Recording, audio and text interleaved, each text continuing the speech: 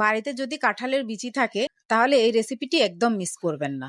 মাত্র 10 মিনিটে কম খরচে সহজ উপকরণে সুস্বাদু কাঁঠালের বিচির এই টিকিয়া রেসিপিটি পেতে হলে ভিডিওটি শেষ পর্যন্ত দেখুন। তাহলে চলুন শুরু করা যাক।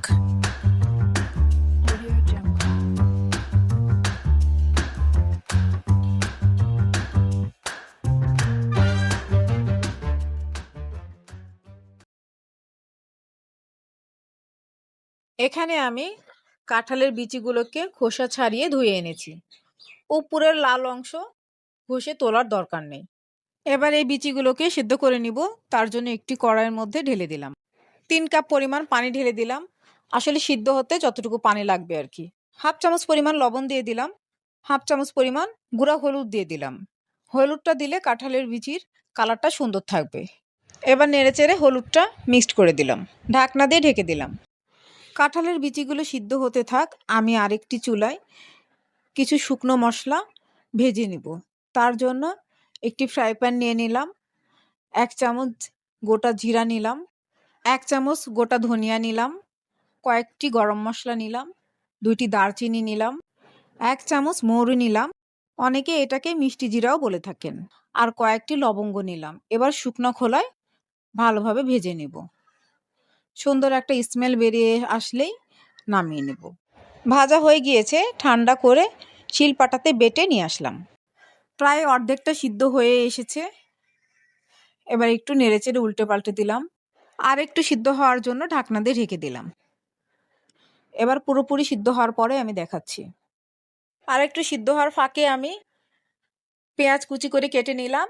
আর একটু মশলা ব্লেন্ড করে নিব। তার জন্য কয়েক টুকরো আদা নিলাম, কয়েক টুকরো রসুন নিলাম, একটা পেঁয়াজ নিলাম এবং কয়েকটি কাঁচামরিচ নিলাম। এবার একসঙ্গে এগুলোকে ব্লেন্ড করে আনবো। এই তো আমি ব্লেন্ড করে নিয়ে চলে এসেছি। কিন্তু দেখুন, একেবারে মিহি ব্লেন্ড করি নাই। সামান্য পরিমাণ দানা দানা ভাব থাকবে। কাঁঠালের বিচিগুলো কিন্তু খুব সুন্দরভাবে সিদ্ধ হয়ে গিয়েছে। বিচিগুলোর পানি ঝরিয়ে আমি একটি বোলের মধ্যে নিয়ে আসছি।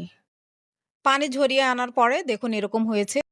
এবার এই বিচিগুলোকে আমি একটু শিলপাটাতে বেটে আনলাম। বাটা আর দেখালাম না, তাহলে ভিডিওটা অনেক লম্বা হয়ে যাবে। আপনারা চাইলে ব্লেন্ডারেও করে নিতে পারেন, তবে ব্লেন্ডারে করে নিলে কিন্তু পানি দিতে হবে, তখন নরম হয়ে যাবে। এই জন্য শিলপাটাতে বেটে নেওয়াই ভালো। এবার এই বীজগুলো মাখানোর জন্য মশলা দিয়ে দিতে হবে। তার জন্য পেঁয়াজ কুচিগুলো দিয়ে দিলাম। ব্লেন্ড করা পেঁয়াজ, রসুন এবং কাঁচামরিচ পেস্ট দিয়ে দিলাম। ভেজে গুঁড়ো করা মশলাগুলো দিয়ে দিলাম। হাফ চামচ হলুদ গুঁড়া দিলাম। হাফ চামচ শুকনো মরিচের গুঁড়া দিলাম। হাফ চামচ গোলমরিচের গুঁড়া দিলাম। স্বাদ অনুযায়ী লবণ দিলাম।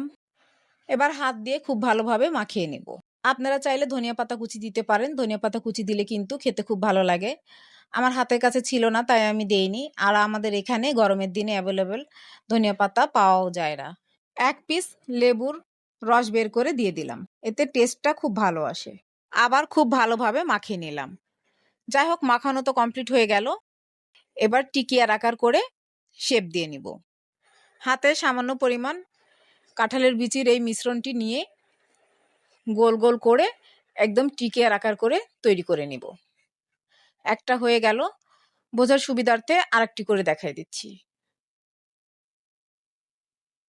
হাতের উপর নিয়ে একটু গোল করে প্রেস করলেই টিকিয়ার আকার শেপ হয়ে যায়। আসলে এত ভালো করে বোঝানোর কিছুই নাই। আমার চাইতে আপনারাই বেশি ভালো পারেন।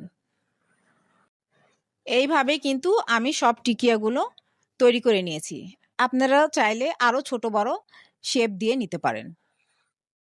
এবার টিকিয়াগুলোকে কোট করে নিতে হবে। তার জন্য একটি প্লেটে ব্রেড ক্রাম্ব নিয়ে নিলাম। একটি ডিম গুলিয়ে নিব। তার জন্য বাটিতে সামান্য পরিমাণ লবণ নিয়ে নিলাম। আর সামান্য পরিমাণে শুকনো মরিচের গুঁড়া নিয়ে নিলাম। অল্প একটু পানি দিলাম, দিয়ে আগে গুলিয়ে নিলাম। এরপর একটি ডিম ভেঙে দিলাম। এতে করে শুকনো মরিচের গুঁড়াটা ডিমের সঙ্গে পুরোপুরি মিশে যাবে।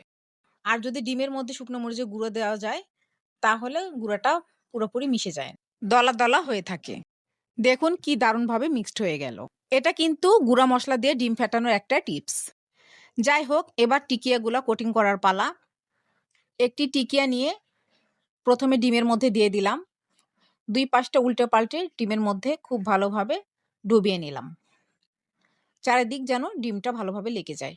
এরপর তুলে ব্রেড ক্রাম্বের উপরে দিয়ে দিলাম। খুব ভালোভাবে 2 পাশ উল্টে পাল্টে ব্রেড ক্রাম্ব দিয়ে কোটিং করে নিলাম। চারিপাশটা যেন খুব ভালোভাবে লেগে যায়। বাস এবার একটি টিকিয়া কিন্তু কোটিং করা হয়ে গেল। সেম ভাবে আরেকটি টিকিয়া কোটিং করে দেখাচ্ছি।